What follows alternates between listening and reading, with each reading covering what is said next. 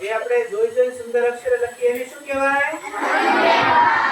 અનુલેખન. ને સાંભળીને લખીએ એને શ્રુતલેખન. ચાલો તો આપણે શ્રુતલેખન કરીએ.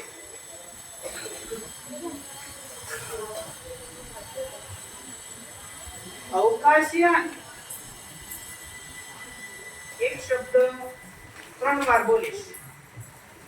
એક વાક્ય 3 વાર બોલીશ. સાંભળજો બરાબર. અવકાશયાન. મારો અભાવ કેવો થયો? કેવો અભાવ છે કે પ્રશ્ન પૂછે એવો. બરાબર ને? તો પ્રશ્ન ચિહ્ન ક્યાંથી આવતું હશે?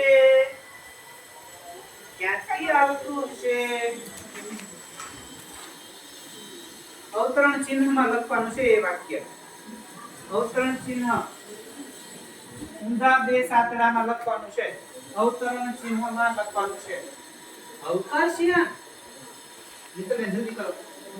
અવકાશયાન ક્યાંથી આવતું હશે? પ્રશ્નાર્થ ચિહ્ન. જ્યાં પૂર્ણ વિરામ કહો ને પૂર્ણ વિરામ, પ્રશ્નાર્થ ચિહ્ન કહો તો પ્રશ્નાર્થ ચિહ્ન, અલ્પવિરામ કહો તો અલ્પવિરામ લખતા જજો. વિરામ ચિહ્નનો ઉપયોગ કરતા જજો.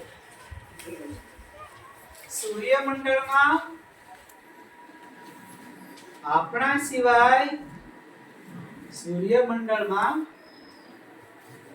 આપણા સિવાય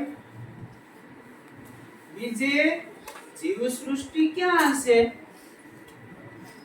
બીજે જીવસૃષ્ટિ ક્યાં હશે?